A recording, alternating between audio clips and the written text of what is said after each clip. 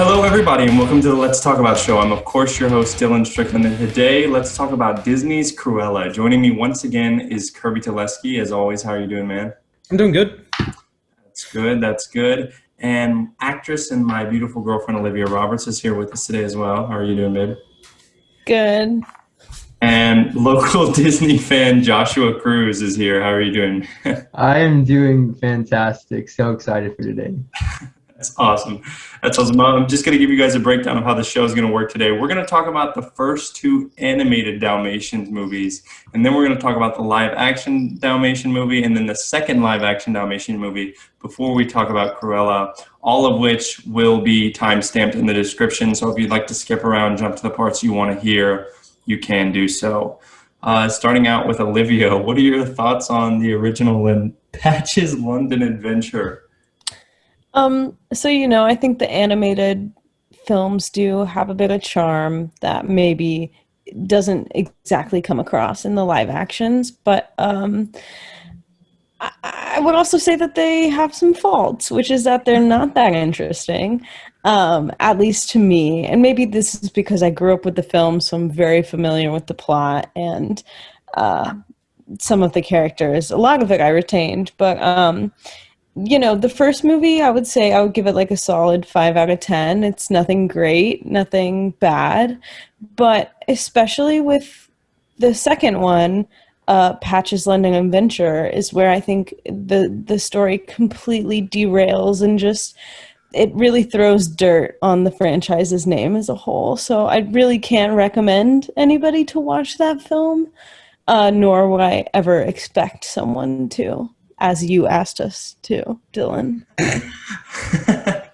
Josh, what did you think about I think you gave up on Patch's London Adventure, right? Yeah, well, I skipped through it. It really gave me Littlest Pet Shop vibes. I actually enjoyed that series more than the movie. The animated Littlest Pet Shop when I was a little kid, yeah. More interesting than the actual second sequel, the sequel to 101 Dalmatians. But I thought 101 Dalmatians is like, it's a classic, it's a classic, and it did put me to sleep towards the end. It's just like a calming movie. It's not necessarily that it's boring, but it's like very calming. And I did appreciate I don't know, the art of it. I guess I like the style, it was just old and I guess calming to me. So the story, yeah, I agree with Olivia. It wasn't really anything great, and yeah, it was fine. It's a good starting point for, I guess, hour and 20-minute runtime with dogs barking and shit. Yeah, it was a lot of dog barks, and also one thing that I did enjoy was, I guess, the blend of human and animal, I guess counterparts. TV. I mean, yeah, because in the other movies, one is usually more human, one is usually more dogs, but in the first one it was a good blend, so you saw each side more, because then I guess the first and second and then the Cruella sequels, they kind of diverge from that. Are you talking about how the dogs match with the owners? No, I'm talking about how the dogs talk. The dogs speak in the first movie, and then also the humans do. And then if you go to the 101 Dalmatian live action, the dogs don't speak, and they kind of just have humanistic qualities, but not really. It's kind of hinted to, yeah. And then the Cruella doesn't have any of that dog talking, which I mean it was more appealing to me. But for little kids, I think it's more appealing that dogs talk, I guess. These are the most intelligent dogs I've ever come across. No, yeah, for real. They're so brilliant. I think it's insane. Kirby, what did you think about the first two animated films? So I'm a big fan of the original. It was one of the ones you always watched as a kid, and really, Josh said, it's calming, right? It's not boring. It's calming, so you put it on at night and you fall asleep to it. But no, I love the first one, everything about it. I don't think there's a single bad thing. I mean, I love the art style animation of it, and then the score was pretty good for a Disney classic. Then they made the second one, which 40 years later. Yeah, 40 years later, and I've got so many problems with it. The first one that kept bugging me was they tried to keep the same art style as the original, because if you look at the original like background scenes, if you look like clocks on the walls or picture frames, like there's color overlapping on different borders, right? So like a border over wall is like in a picture frame, and the picture frame's in the picture itself, like color wise.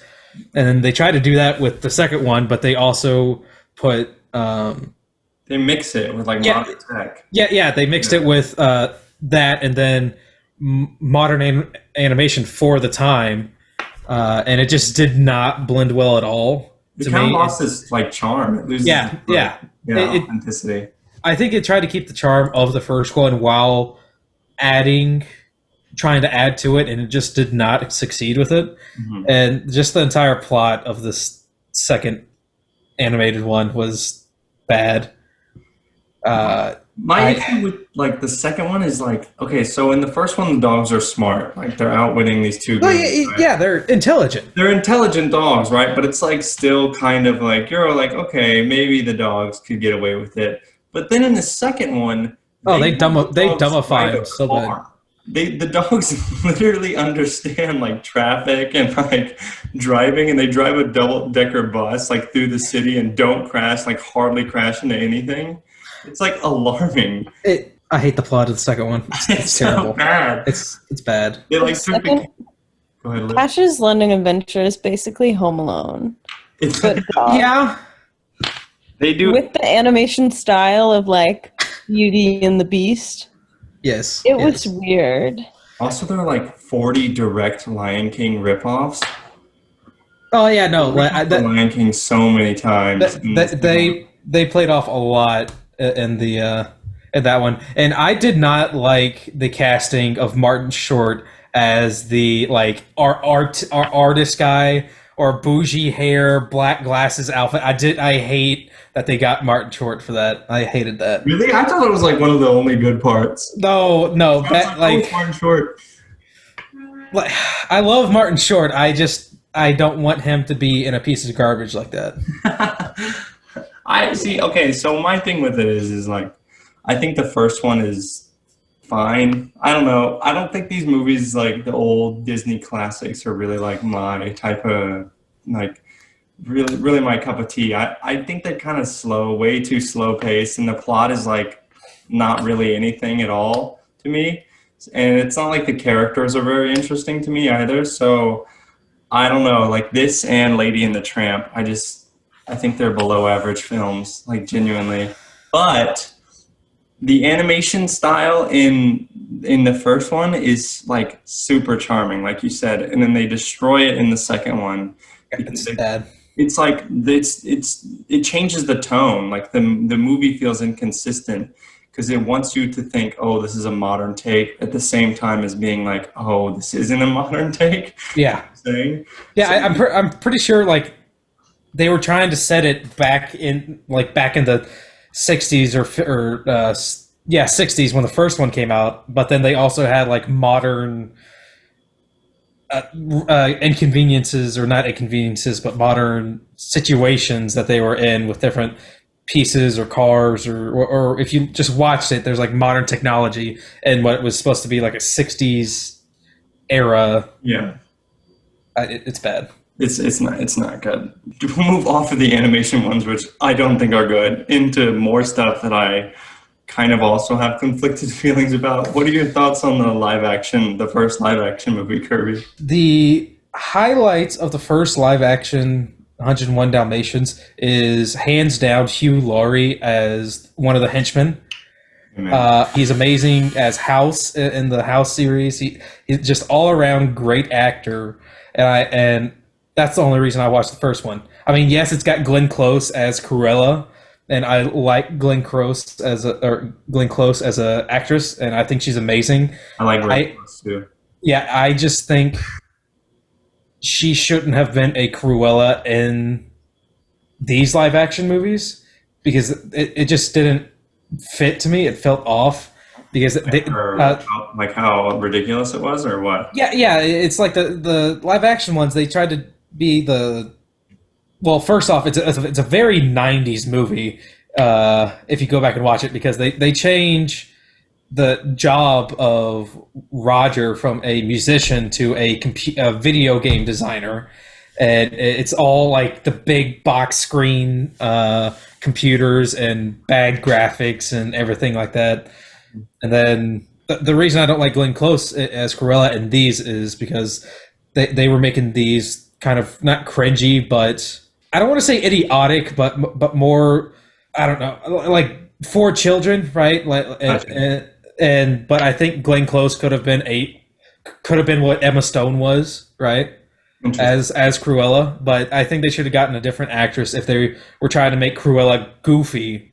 They should have gotten somebody else that's goofy and not a serious actress as Glenn Close. You kind of agree with Kirby, Josh? No, not at all.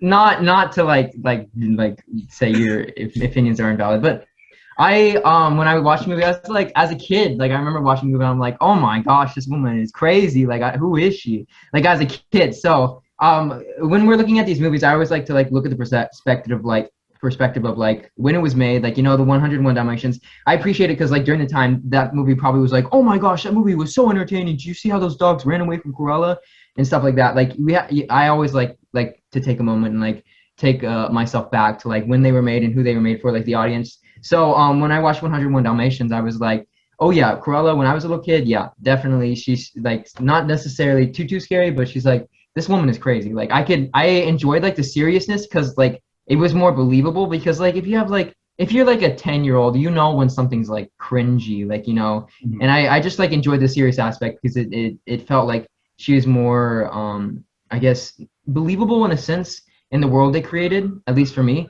I loved her acting, and I kind of like how they built upon Cruella from the first movie, the 101 Dalmatians, because like in 101 Dalmatians, she kind of was like there, but not really like explained too much. She kind of was like, you know, she'd appear and be like, oh my gosh, she's smoking a cigarette and it's green. Oh my gosh, what is happening? She's in a like position of power in this one. Yeah, she definitely has power, and she definitely is like kind of what they worked off in Cruella, like a mad woman in power, like, you know. Yeah. And she kind of had a story, and she got those dogs and then, you know, failed in the end.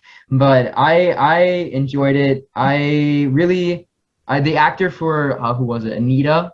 Pretty sure she played the same role. She's not the same role, but a role in Parent Trap, if I'm not wrong. Was she the mom? I think so. I don't know if she might have been. I don't know. She reminded me of it at least. So I kind of got like Parent Trap vibes from like the dogs, because like they just set up the what's it called? Let me look it up because I might be stupid. Did you like the modern like take on it, Josh? Like, oh, okay. I definitely am with you, Dylan. I am conflicted. I hated that they changed the Robert. Is it Robert? Roger. Oops, I'm awful with names. Roger to a video game designer. I wanted to throw up when I found that out. I was just like, this is literally disgusting. Like how could you, like, it was, I don't know, because the original movie, like Cruella, like you, like it's a theme in the movie. Like it's just, it makes the movie a classic. It makes it like, I guess, like comforting. Like you have a soundtrack that is like stays with you and through your childhood. Like if you hear that, most people will be like, oh, 101 Dalmatians. Like nobody's gonna look at that stupid video game that he created and be like, oh, that's like a piece of art. Like no, that video game was ugly, and it was very distasteful. Honestly. You didn't even think it looked fun? No, not at all. I was like, it looked so fun. No, and not. It was a nice nod to, like, I guess the original like animated version of 101 Dalmatians, but it definitely. I was like, what is this? What, honestly? See, I thought it was a missed opportunity to not at least put like the music in the video game. Like I was like, you're gonna make the video game, but at least like have the like boss music, like the. Yeah, I guess so. I don't know. Also, I did like how I guess Anita was kind of portrayed, not necessarily, but I just like that she was like a fashion designer under Cruella. I thought that was like interesting, and she was the reason that Cruella went like, guess, crazy for the dogs, even though she already was crazy for furs, because I guess every woman loves furs, I guess, from the movie or whatever. But yeah, I definitely like how like it wasn't just some like random thing. Like Cruella wasn't just like, oh my gosh, like puppies, like give me them. Instead, it was like oh, this is cool, and then she kind of like built off that idea and went crazy for it. What about you, Olivia? Classic or not? You know, I won't harp too much on what everyone else has said, but I agree pretty much with the no reason for him to be in video games except for the fact that this is like such a 90s movie. That's like it. That's the only reason we have to show like Y2K vibes. But I don't know. It's just like there's things that really bother me about this, like the fact that Roger and Anita meet and then get engaged the same day. Yes, absolutely. It's like they don't even go on a date. They just meet. Well, that's how it was in the original movie too. It was kind of really fast paced for that. But it's not like they leave it ambiguous in the original movie. Do you know what I'm saying? Like in the original, it's like, okay, time might have passed. Yeah, but you don't know how much time has passed between meeting and marriage. Yeah. But it's very clear in the live action, like it's like that. It's this day, and they're like, that's just insane. Anita, what is wrong with you?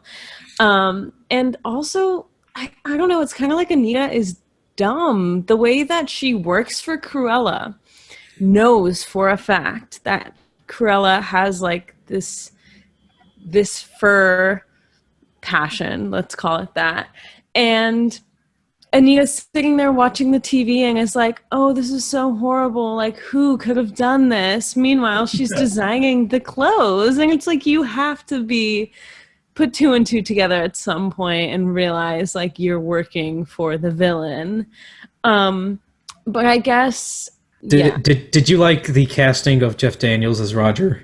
That was a surprise to me too, but a welcome.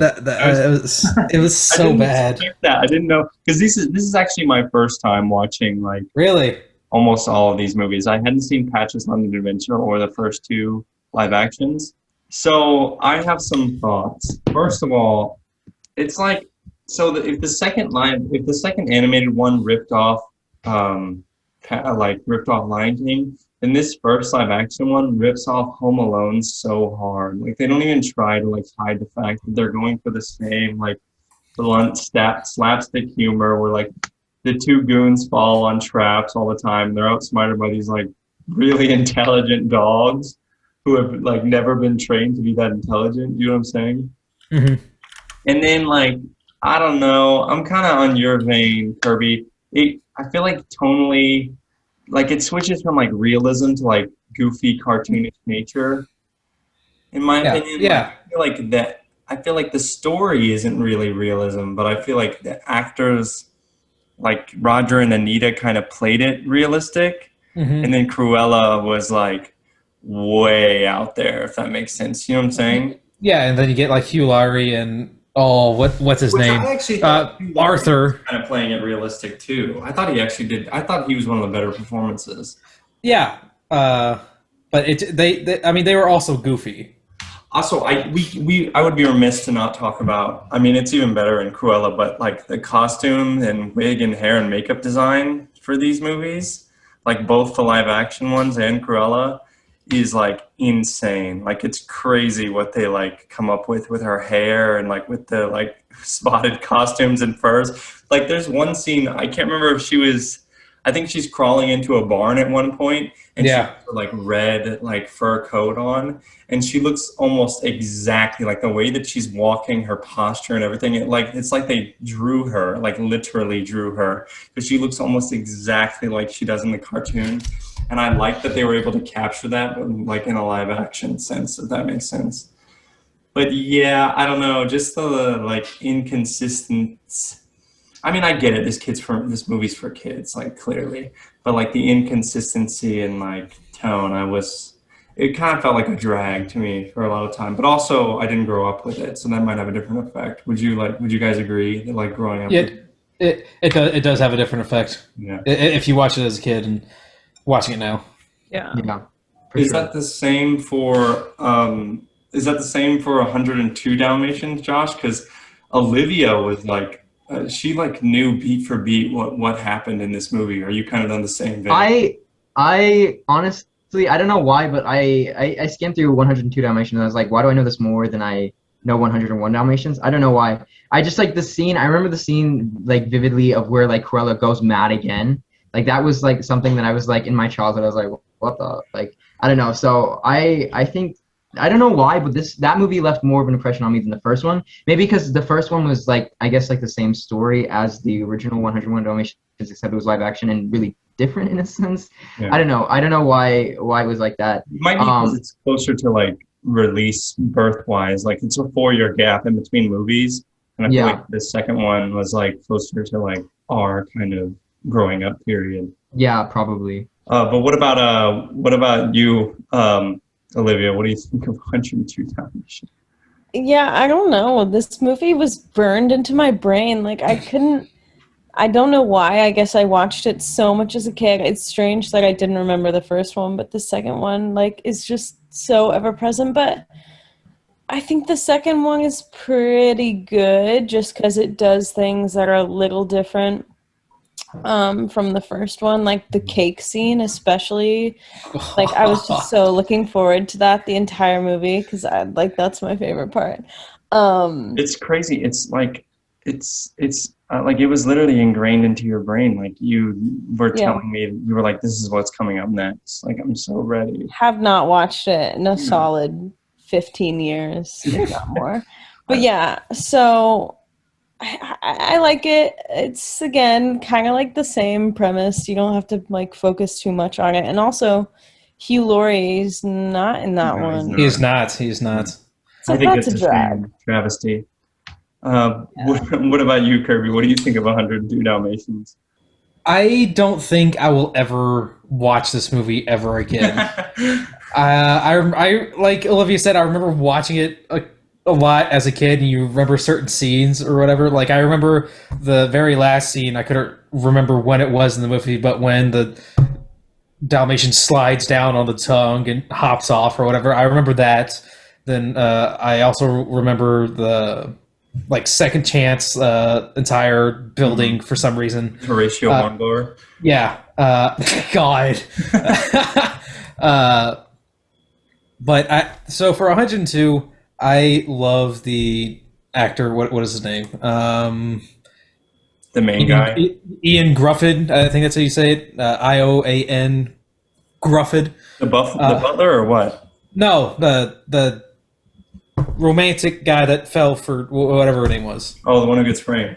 Yeah. Him. Horatio. Horatio. Is that Horatio? Mr. Fantastic. Horatio. Yeah. Okay. But he's been in a bunch of stuff I like. And then I hate that they got Eric frickin' Idle to do the voice for the parrots. I love Eric Idle. I love him in everything Monty Python.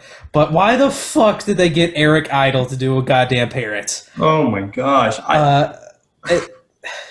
And then another thing is that, to me, this movie isn't a sequel first. I feel like it's more of a terribly written rom-com first and then a sequel. Because that's what it is. I mean, the first 101 Dalmatians, they get together within the first 30 minutes, and then you got the dilemma of shit. We got to get the dogs back. But in this one, it's the entire movie is them. All right. I kind of like you. Now there's a problem, but I also kind of like you, and then there's another problem. It's like a forgiveness plea for the quickness of the first romantic duo. Yeah. Mm-hmm. And like I said, I don't think I'll ever watch this movie ever again. I don't think I could waste another hour and 40 minutes of my life. So you didn't like it, then, I'm guessing? No, I did not like it. Yeah, that's kind of funny because I liked it more just because it picked a side instead of like fluctuating between like realistic and goofy. It just went, no, this is completely ridiculous. Like there's nothing about this that is like based in like, you know what I'm saying? Yeah. Like she owns 4 dogs and works as a parole officer in London, and he owns like a business that's failing and like he's taking care of all these animals. And I just like the fact that like they definitely were like, okay, what was the main selling point of the first movie? Glenn Close's Cruella. Let's now make her a main character instead of supporting. And the way that like her brain gets flipped back from like rehab is so utterly ridiculous. It's so bad. Why is the one side effect that if you hear bells, like you instantly go back to being like a crazy person? I just thought I'm glad they committed to a side rather than not having a side at all, if that makes sense. The first movie, sorry, 101 Dalmatians, the animation. I forgot to say this, but I'm so sorry. This is like so off of where we were. But I found it like weird that the dogs called their owners pets. Did you guys? They were like my pet, and I was like, okay, all right. They did that in the second animation one too. Oh, they did. Yeah. I didn't notice that one. Yeah, I skipped that one. The only ones I fully watched were 101 Dalmatians, the first one, and Cruella. So when I'm speaking, that's the only ones you need to watch. That's okay, good, because they were Let's move into Cruella. Actually, let's go. I'm so excited. What did you think of Cruella? I love it. I thought it was so fun, especially for like a Disney movie, because it's been a while since I saw a Disney movie that was like pretty gritty or, you know, a little edgy. So first of all, I love like the time period that this is set in, because it's like very punk London rock. I love that. And the music, oh my God, the scoring in this movie is so good. Not to mention, obviously, the costuming is fabulous. It's flawless. The costume design is. And I think Emma Stone, amazing. Emma Thompson, really great. I love Joel Fry as well. So all around, I was like so impressed by this movie, especially when you think about the movies before it and how much like it changed from really being targeted towards kids, and now we get a villain movie where someone like me who's 22 can watch it and go like, that was badass. Yeah. What about you, Kirby? What do you think? It was really good. You actually really liked it. Yeah, no, I did. I didn't like the end credit scene, or the mid credit scene, but no, I thought it was really good. I thought like the score or the soundtrack was really good. I'm a big fan of the like rock, like 70s, 60s rock. Like every 5 seconds in this movie, like it's so good. Somebody was like, "This is my favorite mix," and then threw it all together in this film. Oh yeah.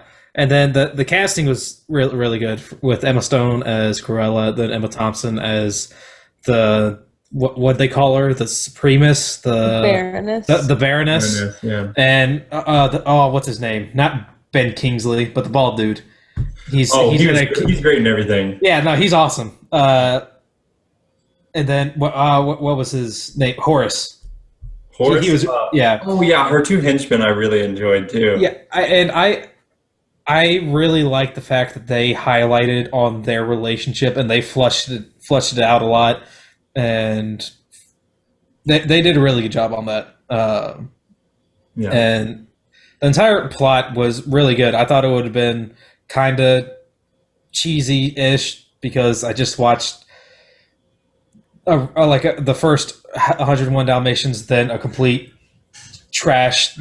It was so movies. rough. It was so rough going from those to this. It yes. was so rough. I was like, I don't know if I want to do this walking into the theater. But I like the fact that they stuck to the like original movie storyline as best they could, because in the original 101 Dalmatians, the reason why Cruella knows Anita is because they were classmates. So I mean, they show that they were classmates when they were young and all that, and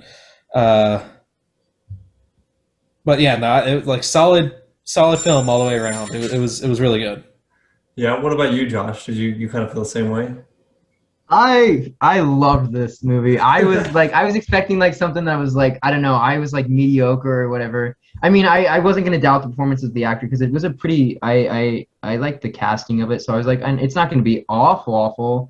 But I went into it and I was like, oh my gosh, this is amazing. I at first I was a little concerned because like the CGI in the beginning, I was like, bruh, I was like, no, I don't know about this, because like if it's not like, I don't know, I guess like perfect in the first few minutes, I'm just like, oh, this movie's not gonna be good. But that CGI went out of my mind after a while, and I was like, this is such a good movie. It didn't bother me until like the end, like where they're like standing in front of the rainstorm in the background, and I was like, this is so clearly a green screen. Yeah, Yeah. the main part that worried me or not upset me, but just kind of was like, I was like, what the heck, was the puppy. The puppy was so like, it was like, I was like, you guys have so much money for your costumes and everything. Like, why can't you just like make like a scene with a puppy look like good? But I mean, I'm not complaining because the rest of the movie was amazing. Which one? The one with the eye patch or Buddy? You didn't like Wink? Wink was fucking adorable. No, not Wink. The Buddy. Like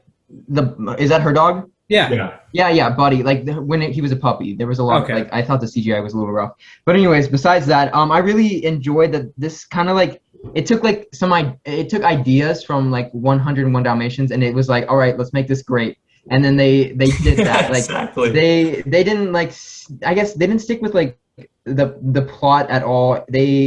I'm a sucker. I'm a big sucker for like bad people turn good, like kind of like cliches or whatever or whatever you want to call it. But I felt like that was I felt like this was one of those movies, and I was just like, you know what, I'm buying it. This is amazing. I love it. And I enjoyed the relationship that she had with Horace and Jasper a lot, because like, and it was never explained in the other movies, and you're kind of like, okay, just some two like henchmen who are dumb, but like in this movie they were her family, and I was like, she said you guys are my family. I was like, no. I was like, you're gonna make me tear up. I'm like finally. I also did enjoy that there was like conflict in like almost every way. There was like, I don't know, like her and her friends, like her and her family, and then her and like her biological family, and just like, I guess like everywhere there was like always, I felt like always like something building up to like in like the like first like 15 minutes there, she was like, I don't know, she said something like, but I'm dead now, and I was like, wait, what? So like I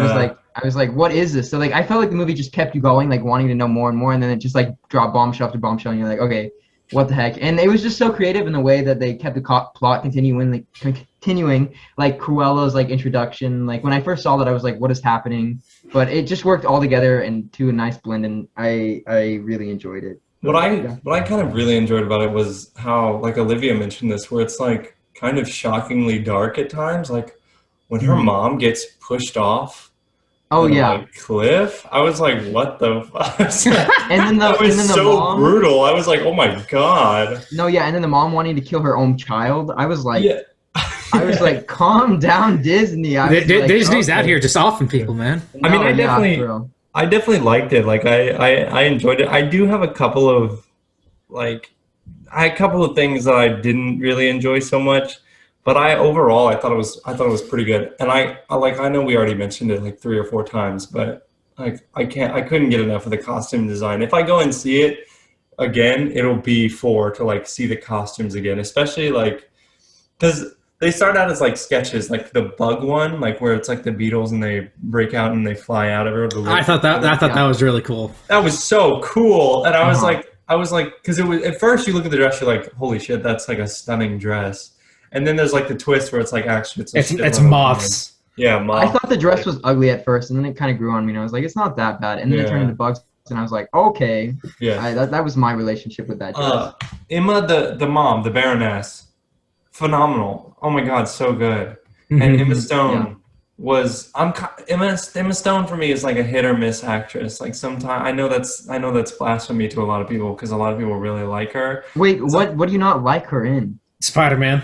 I don't like her in her only Academy Award-winning role. La La Land? All right, no. Yeah. Okay, we're not gonna get into that, but Well, that's not what this is about. But how dare you? She's hit or miss for me. Anyway, I love Easy A. She's okay in the Spider-Man movies. Like I don't know, it's just something about La La Land. I just didn't think she was quite right for the role. But I mean, who am I to judge? Everyone else did. So, but this movie, I thought she was really, really good.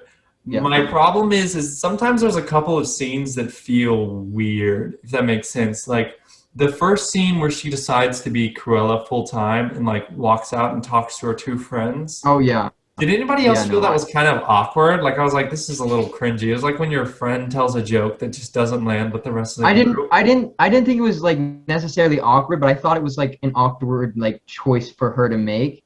Because like she had been so close to them, and then for her to like switch like a complete 180, I was just like, what is this? Not necessarily awkward. I was just like confused as to like how she could like do that. What about you, Liv? Did you feel the same way? Because I was like kind of iffy on it. I was like, would she do this? What is this?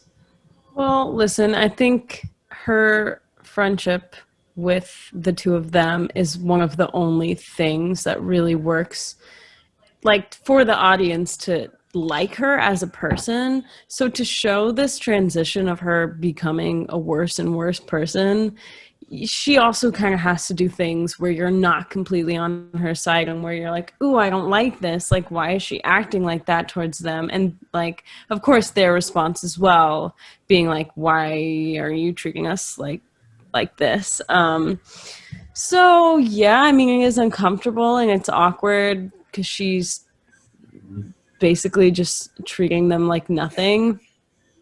But, again, looking back at the other movies, she treats them so badly as time goes on. Yeah. If we're looking at this, like, as time goes on, Cruella becomes the character in 101 Dalmatians, like, it would make sense that it starts like this. And, of course, with her metaphoric death of Estella, she's not that person anymore, and she doesn't want to be that person. I think, unfortunately, finding out that the Baroness is actually her mom, kind of just allows this wickedness to pour out of her in a way that is a little unfounded and definitely pretty uncomfortable when you think about all of the things that she's going to do in the future that are just so horrible. See, that scene you just mentioned where like she's finding out that she's the Baroness's daughter, that was another scene that I felt was weird. Like, I don't know, it felt like they were throwing all the information at us really, really fast. And I was like, okay, slow down, because this is a huge revelation. Like, this is like information, like she's now the bad guy, quote unquote's daughter, right? And so I was like, I feel like, did anybody else feel like that was rushed? Maybe it was just me. But I was like, this feels like awkward. What do you got, Kirby? I didn't like how it was presented, but I don't think it was rushed though. I think it should have. Maybe it wasn't rushed. There's something about it. I mean, I don't think I didn't like the part where the necklace was the key, and then it opened a box that had her birth certificate in it, and then the whatever his name was explained it to her. Yeah. I don't think I would have liked it to happen like that. I think I would have liked it to happen like the Baroness telling her or something like that, or when she's in the Baroness's house, like trying to get to the safe for the first time, like she finds a clue that hints to her mother or something, and then she finds out through that. It was a twist that didn't quite feel earned, I think is what it is. Yeah. Not that it was rushed, but like it didn't, like, watching the movie, there wasn't like any mysterious or like intrigue there, do you know what I'm saying? So like when they threw that twist at me, I was like, okay, but it felt like there was no setup. It just felt like this is the twist just for twist. Mm-hmm. I kind of disagree, because if you think about it, why is Estella so mean? Like, it made perfect sense. And when her and the Baroness talk at the party, the first time she shows up as Cruella, and they're just like matching each other with wit and with like this evil, scalding like quips. It's like they're really similar, and they both agree we are very similar, like we're on the same level. And you kind of wonder, why are they so similar? See, I didn't think, maybe that's my problem, is I wasn't seeing her as like, why are they so similar? I was seeing her as like a more like, this is like kind of where she picks up a lot of her character traits, like later on. Not as like this is her mom, this is why they act similar, but more as like, this is the original, and Cruella is like the second chapter. If that makes sense.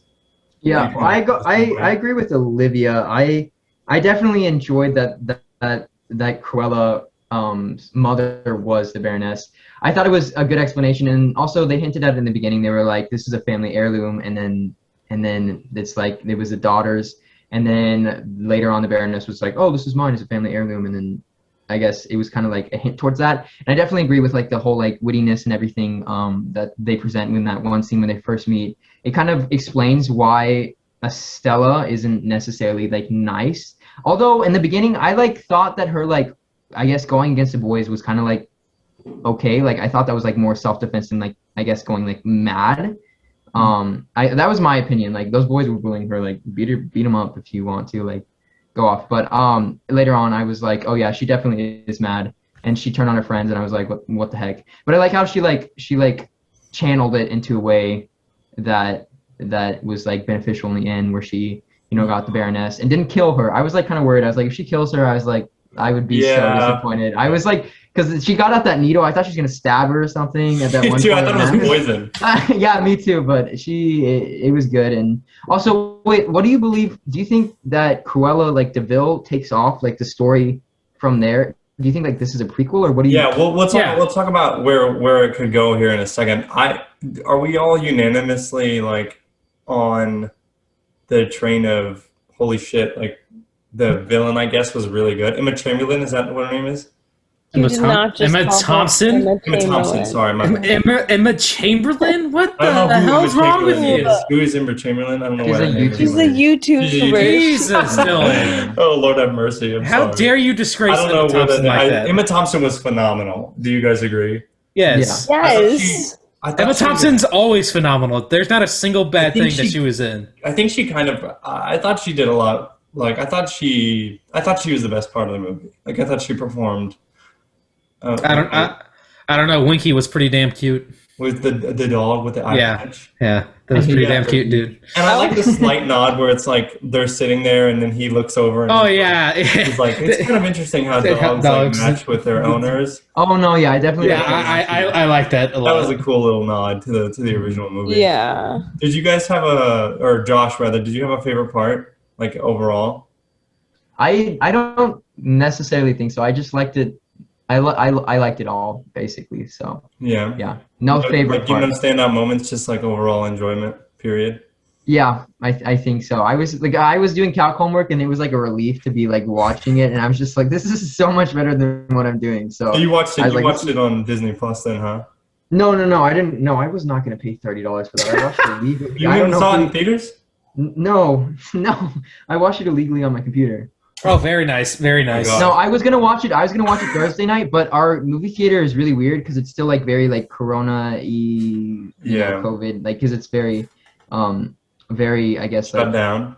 Yeah, shut down right now. So the movie theaters are weird. So they only had A Quiet Place playing last night, and I was like so ready to go to the movies. So then I watched A Quiet Place, but then today I watched Cruella, and I was like, this is good. I wish I would have seen it in the theater. It's so much better seeing in the theater.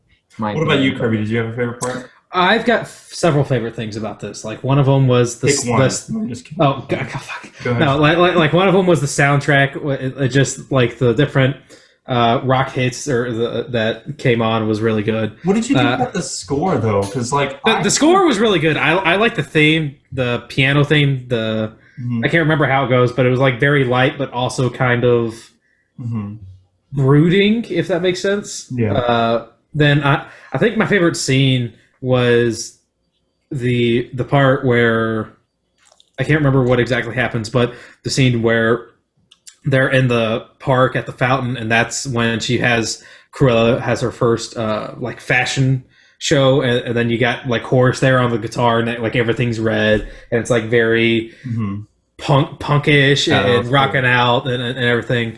And I think the reason I like it so much is one, the way it looked, and then two, you see how Horace is conflicted with doing it, helping Cruella because he doesn't like Cruella. He likes what was it, Anita? No, not Anita. Estella.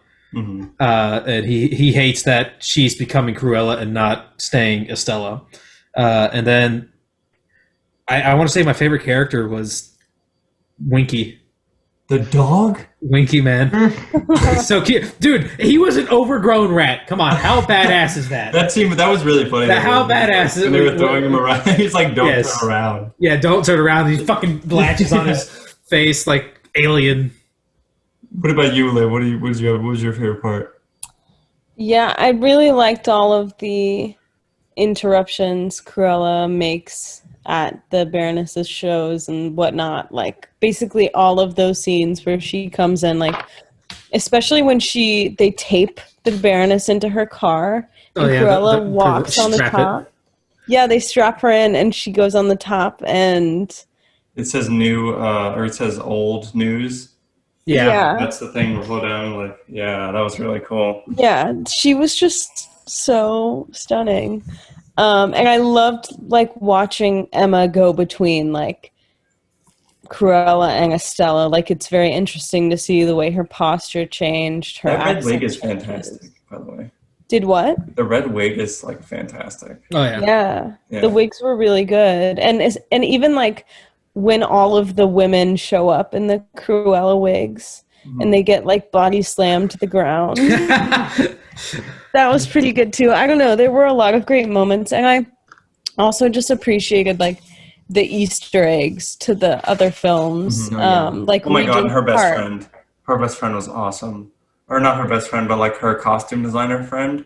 The one that works at the store. Artie.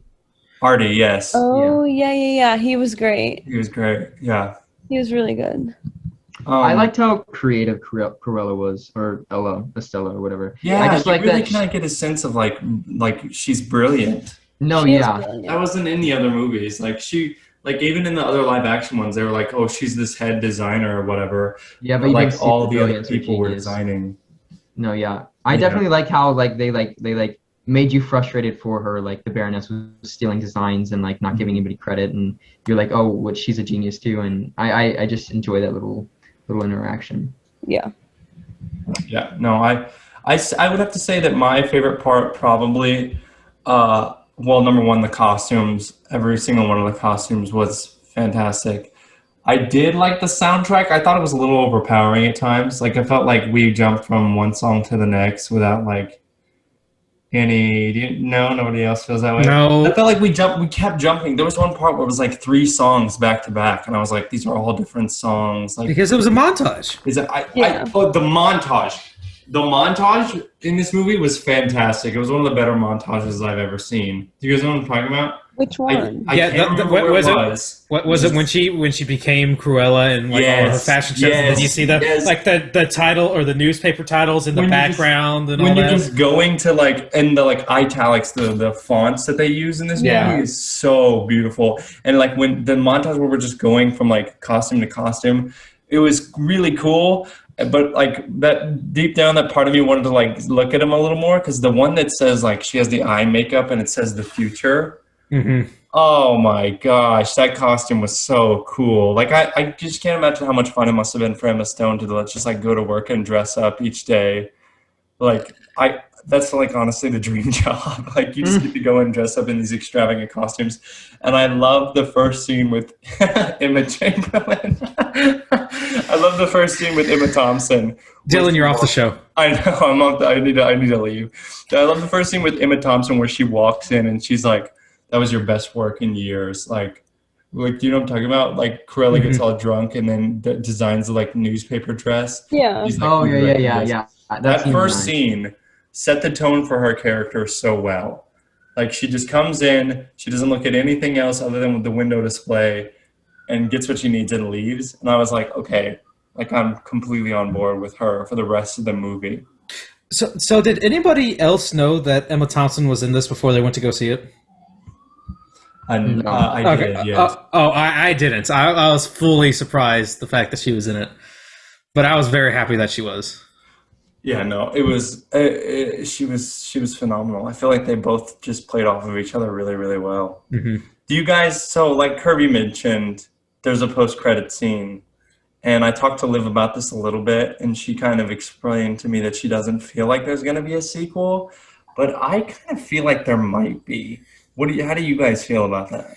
If there is, I don't want to see it. I am happy with this as its own little thing. I hate sequels so much. Like, I like how this movie wasn't a sequel. It wasn't really necessarily a prequel. It kind of like took the ideas and then it like ran with its kind of like own little thing. I am not a fan for sequels of any kind. And yeah, especially because it would be more about the dogs and the humans than Exactly. and yeah, that's like we've seen that story so many times. Like why would we need to see it again? I don't know if I agree with you. See, I think that the post-credit scene made me feel otherwise. And I feel like there's still room to go for her character. Nope. No, you don't. think You all you disagree? No. You think Cruella is going to go and kill some dogs? No, okay. I thought that they made a nod to the idea that she was a villain and she dogs when she made that suit. And I was like, oh, that was like the nod to like, oh, Cruella's an evil person. She kills dogs. And I thought that was like the moment that connects you to like the original 101 Dalmatians. Not the fact that she's going to turn into another evil lady, because she's like, she is now a person who is mad, yes, but channels that madness into genius and uses it and it creates these amazing plans. And I think she's just going to be her own individual running a fashion company, not going out and trying to kill dogs. That's what my opinion is. I feel like she developed as a character that way. I have to disagree with you, because because they directly set up 101 Dalmatians, right? But we know that she gave Pongo and Perdita, she gave them to the other two as puppies. So like they're kids. Like, and Cruella is clearly not like the person that we know in 101 Dalmatians. Like, her character is just not there yet. Like you said, Josh, she's not there. She's not like the killer of dogs yet. She's not the person who goes crazy and is like, I want to skin these dogs for their pelts, right?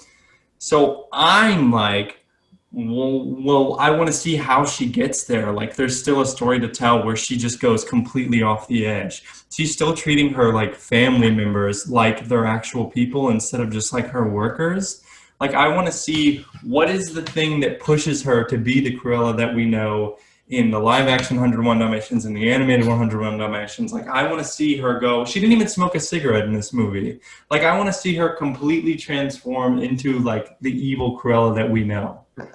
Because Jasper and Horace, they were like done supporting her and then she apologized. So like, they aren't going to put up with that crap again. Like, there would be no way that they would stay with her because they already made up their minds, and then she apologized and they gave her some slack because she was like, oh, she found out the Baroness was her mother or whatever, and then they became a family again, and she's like, you are my family.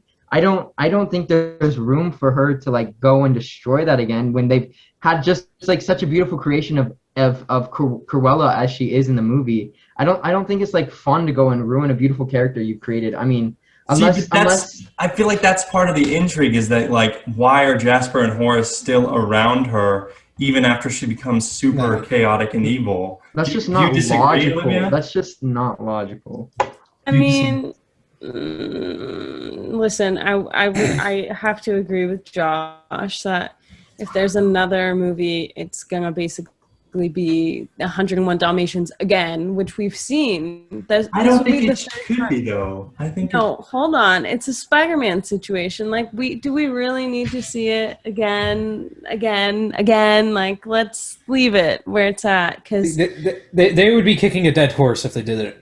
Exactly. Like, and I get it. Maybe it could be different. Maybe we'll see more of Cruella, but I feel like that's the whole point of what this film was showing us who she is beyond all of that. And like, once we get to Anita and Roger, we are already so well acquainted with who she is. And obviously there's some time in between, because like, you see Pongo and Perdita are just puppies. Neither of which are adults, at the mid-credit scene.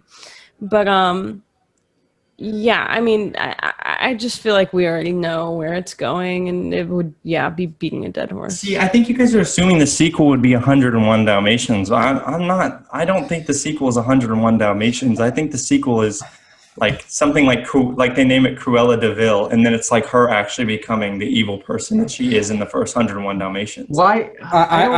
I think I don't want to see another sequel, because if I see another fucking Dalmatian, or another movie about Dalmatians, I'm fucking done. I can't deal with any more spots right now. That's what I'm saying, though, is she doesn't hate them in this movie. Like, she's not out to get their fur. Dylan, I think you're looking for an answer that the movie already gives you, because the whole scene where she had that dress on and it was out of Dalmatian it was a pattern of a Dalmatian, and then she was like, somebody has to be somebody's villain. I think that's the answer you're looking for, of like the dog situation. I think that was just a nod. I don't think it was like, oh, we're gonna make a whole nother movie. Like, most of the time, mid-credit scenes aren't gonna be like, I feel like they're not necessarily like an answer to a sequel. Like, they're not like, oh, we're gonna have a sequel. It's more like, oh, just like either like something funny or just like a nod. But like I just don't feel like I feel like you're making it a big deal and it's just a nod. No, And you so should be none happy. none of you guys think that there's a missing step between the Cruella that we see in 101 Dalmatians and the Cruella at the end of this movie. I think it's a Sure. different story. I think it's a different take. That's my opinion. I don't like the mid-credit scene at all because it's Cruella that gives the Dalmatians to Roger and Anita. She labeled it as the Baroness. No, she said, "Enjoy from Cruella." On the note card. Do you think there's a step missing, Lou? I think logically you can just kind of fill in the gaps yourself and be like, this is probably what happened. Because listen, okay, hear me out. These Dalmatians, we now know, mauled her mom, right? So we already kind of know that maybe there is some contempt there with Dalmatians.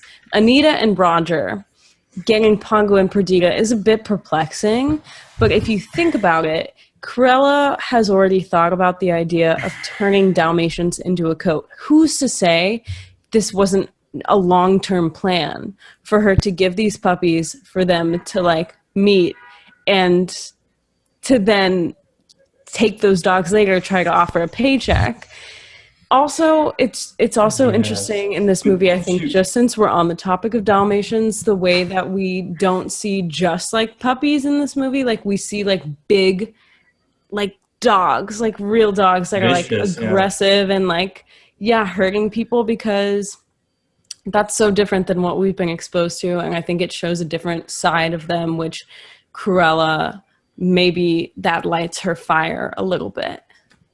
Damn. Okay. Well, you kind of swayed me there on it being like the end rather than it just being like that. That's kind of a good point.